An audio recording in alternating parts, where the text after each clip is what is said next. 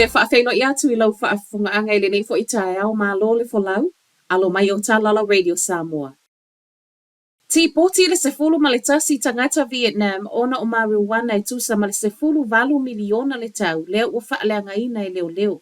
Tolu sefulu fa leo leana o so wha I leo leo le vaiaso ta alua I nu e iai counters manukau. Taulanga I au kilani, whaapea waite mata, ma maa waila au toto marijuana I tusa lea ma le tolu afe tolu se lau valu lima.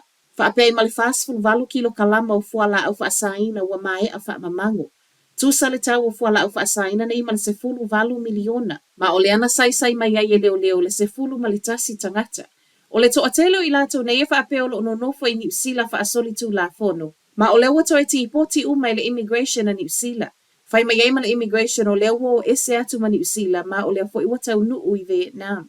O lo whaasolo so esu e ngā leo leo mai reporti o la au whaasaina nei sa to tono o fale. Ma e tai tutu sa lava fo I mafuala au whaasaina leana ma ue le ima mau atu I au setalia. Whao o lima mga o ye tala vou le tamana nafi a o iai le train station I au kilani.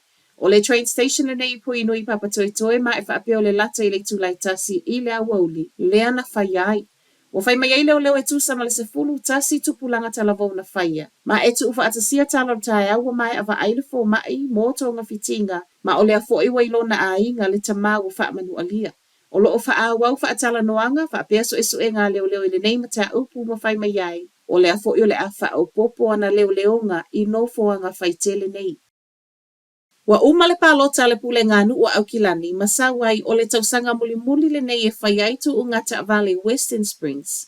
Se fulu tasi le valu le unga le palota ana nafi. Ma o lea fo iwa io e nai le wha matu uato le se fulu tasi miliona I wha le ai le waikaraka paki o ne hanga le o le asuia nga I ai.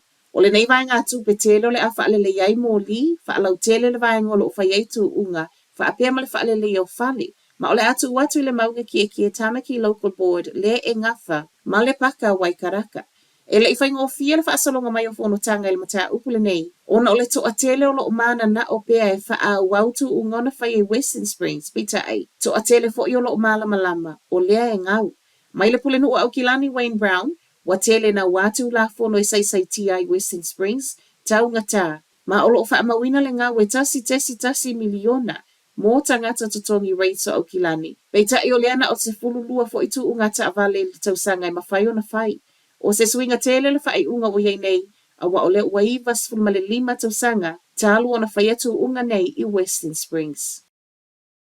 Ona o le telo talo sanga e wha lea tanga vai o isi atu nu I luma o whale al pule ngā nuu a Invercargill, o leo wa whai aitu la fono fo we ta ialai. Ta iala nei na tala noa I nana nafi ma ua manino ai lo foi, po o ata ngā vai e mawhai o na sisi, wha apea ai malitaini.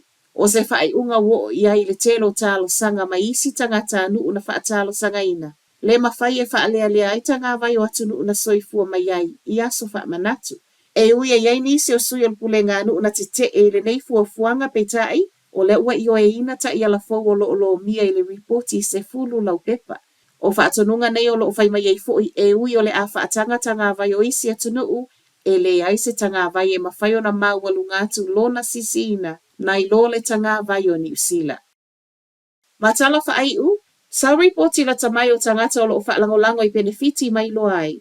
O le alava to atele mai le malo o lo matua I mo o mia le toi sila to toa I ai. O ilo ilonga nei al matanga luenga le social development le o lo o wha au ngai wha maunga sa ia o mai a se tema o le lua whilua tolu. Mai lo ai o lewa pa u mai le sefulu tolu tesi ono tausanga I le sefulu tolu tesi wha tausanga le umi o lo ono nofo I tangata I benefiti.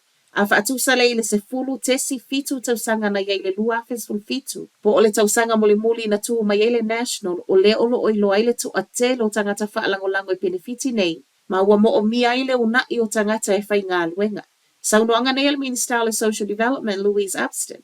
Reporti fo inei al matanga luenga o lo sawai. Walu I lunga le fwai numero o tangata wha lango I benefiti pe ta I ele o wha te iai pe a fu ele reporti a le vai ngotupe. Leo lo sa waile vai o le tamau ainga.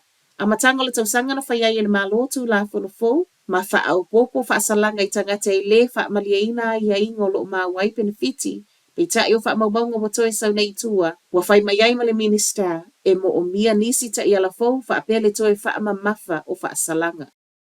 O tala nā le nei tai au, manuia tele le nei aso.